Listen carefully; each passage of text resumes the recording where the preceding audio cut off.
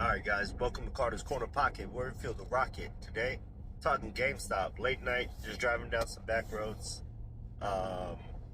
Chilling, talking about GameStop. I was trying to go live earlier, but you know how, for me, how the live goes is I like to thoroughly research what I'm doing, who I'm talking about. So, I got into researching Opendoor. Apparently, then the next GameStop, I should sell all my shares and go to Opendoor. Went out. First thing I did, check board of directors balance sheet. You know the deal. You know the deal. You know the spiel. We did that. Then it's like, okay, Kerry Wheeler, Eric Wu. Who's the other dude? Robert something. Are they gunshots? Shit.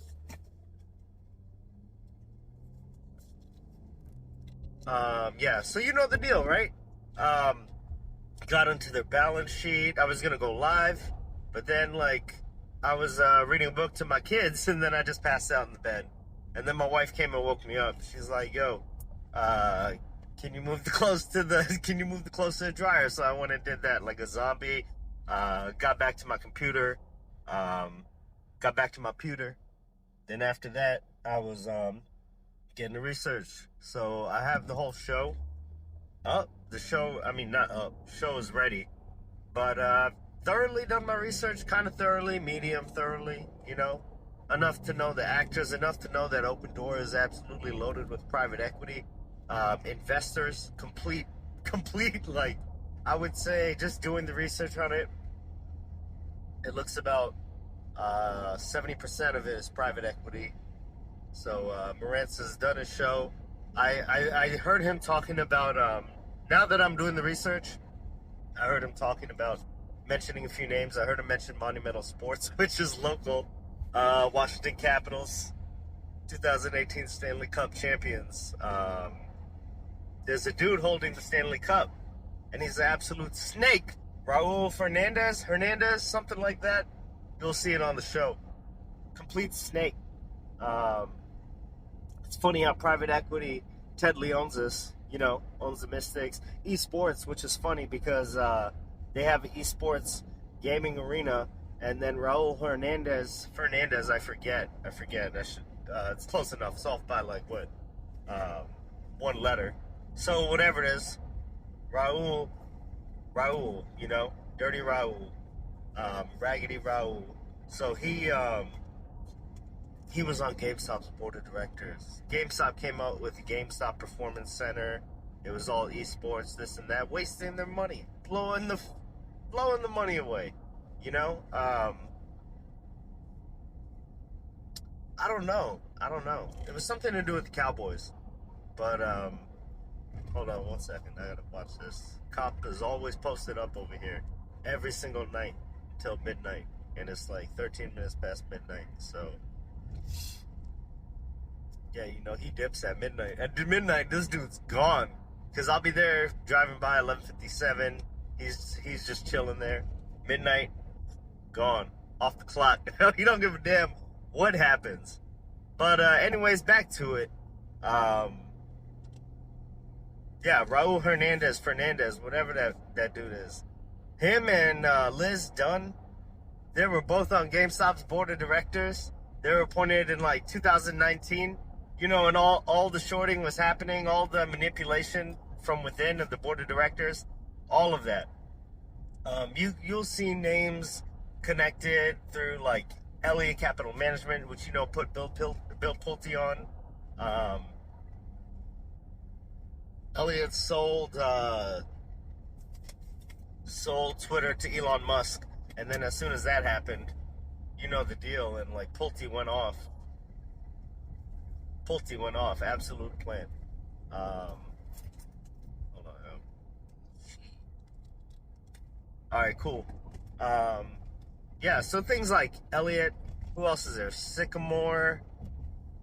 I think Sycamore as well. SoftBank and General Atlantic Partners are the main ones that are I think funding. Is it funding? Figure it out. Capital raiser. SoftBank, I think they opened a vision fund which that vision fund went out and raised money for Opendoor. Opendoor, I almost forgot what it was. Okay, cool. So SoftBank went out and was like, yo, you want to give money for Opendoor? Yo, you want to give money for Opendoor? Yo, you want to go give money for Opendoor? It's like, why? Why are they so vested? Why are they so interested in it? You know?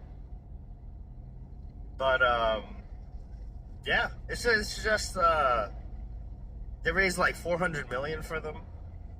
And that was, they had multiple rounds. There's another place, Fifth Wall. Fifth Wall, the dude that opened Fifth Wall, he worked for Goldman Sachs, I believe, and another company, Morgan Stanley, I believe. Cool, that's cool. Some people can get jobs like that.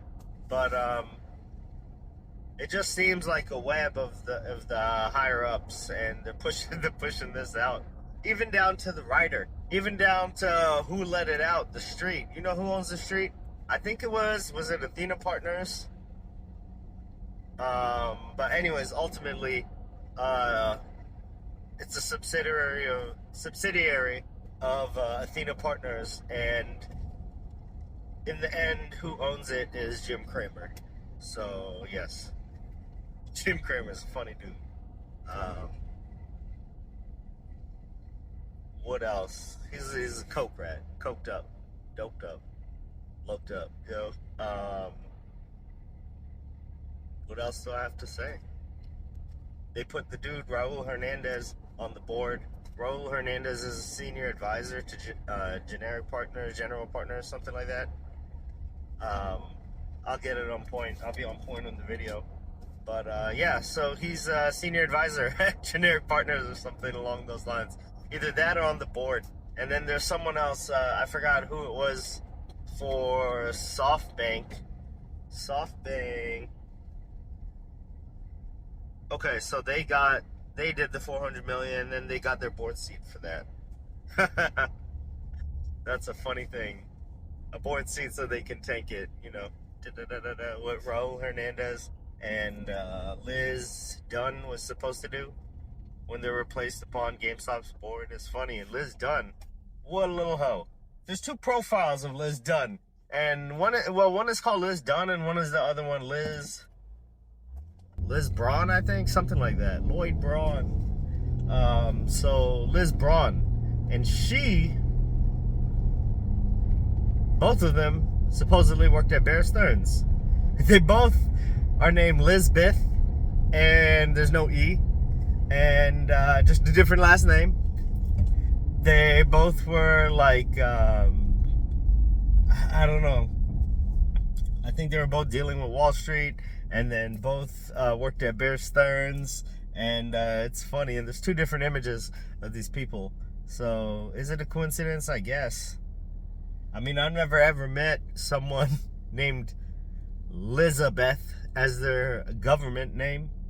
I've heard Liz is a nickname for Elizabeth, but nothing other than that. But yeah, so that's that, guys. Ryan Cohen came through, kicked them all off the board, fired them all, kicked them off. No compensation. Just get the fuck up out of here, you know? Oh shit. There you go. Hit the gas on that ass. Okay, cool. So now we're back. Just late night thoughts. I'm gassing up for work tomorrow because I have to go to DC. So this is what it is. Shit, late night GameStop talk. Oh yeah, get out of here. GameStop.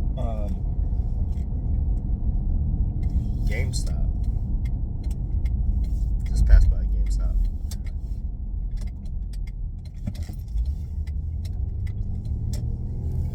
Anyways, GameStop, yeah, popping up, right? About 4%, something like that at the end of the day. I was busy listening to Marant's Rants. I mean, if you're here, you already know, right? Marant's Rants talking about this. He was talking about Raul Hernandez. I think it's Hernandez. I believe, because I heard Monumental Sports. I was in and out because of work. I had to get on and off, work, the kids, all that, the whole nine, and took care of them, took care of work, and then I had to get back on. So I'm probably gonna either really do a late night stream or just save the stream. But if I save the stream, it'll be a few days old. But I mean, like, you know, in the end, I do this for me, so as a record, and it's cool I get to meet everybody along the way. But yeah, so that's why I'm not really pressed to get a video out there whenever something happens. Like, you'll see my Ryan Cohen video, it'll be a few days later, and that's just because who gives a damn, man? I got all my lifetime to wait for GameStop, you know. And by the way, Q2, we're gonna show some serious profits, some serious profits. I can't remember what the numbers are, what they're predicting. What the analysts are predicting, Tony De Niro, the analysts.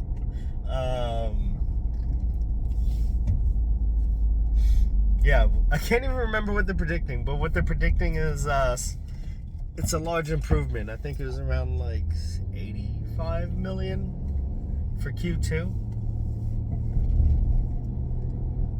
So yeah, that's a big improvement. I think last Q2, it was about 40 million interest earned that we added to that, and what was it? Was it 15 million? Maybe net income? No, wait, it's not that. Hold on.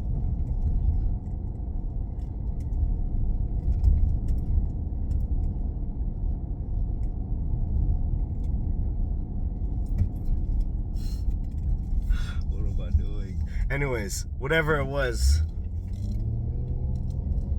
we're gonna come in. We're gonna come in hot, and there ain't nothing that they can do about it. What are they gonna say? Oh, look, like, I imagine our SG&A will probably, like, I don't expect a drastic decrease in SG&A, and this is just totally off the dome.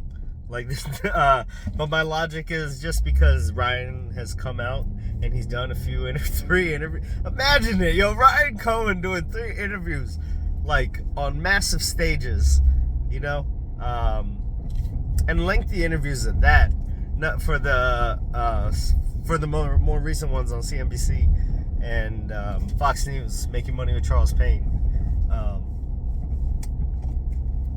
That just lets me know things are way closer than I thought. In my last live stream, I have a percentage thing that I do about the turnaround. I think I bumped it up to like 80%. I mean, because, if, let's just say hypothetically, if GameStop were to make investments, they would, see, man, I'm cracked out over here. Shit. If GameStop were to make investments, they would, I mean, it could take time to materialize the gains, you know? So, I mean, I'm not like, yeah, GameStop, what the hell is this turning yellow for? Anyways, I'm not like GameStop's just gonna rocket immediately, everything is gonna go crazy, you know? Crazy, I'll say. But, yeah, I'm not saying it's gonna go crazy. It's probably going to go up over time, you know, when we have all of these holdings and we continuously either keep raising money. I mean, remember, we still have about 500 million shares left to dilute, to raise capital with. And if Ryan Cohen utilizes the capital well, he said it himself, he's looking for a high risk, high reward and lower risk, you know, lower downside. So he's really going to be investing this money properly. The reason he didn't go and invest $4 billion in Bitcoin, or have people went extreme with like $5 billion, whatever it may be, the reason he didn't do that, and I think everybody knows, it's just he's a very responsible person and he has a lot of responsibility. He has yours, my money, you know, on his hands, on his back, and he doesn't want to have that. He's a good person with morals. He wants to be an example for his children. So that's really what I have today. So I guess I'll post this straight. Peace out, guys. Can't stop, won't stop, GameStop.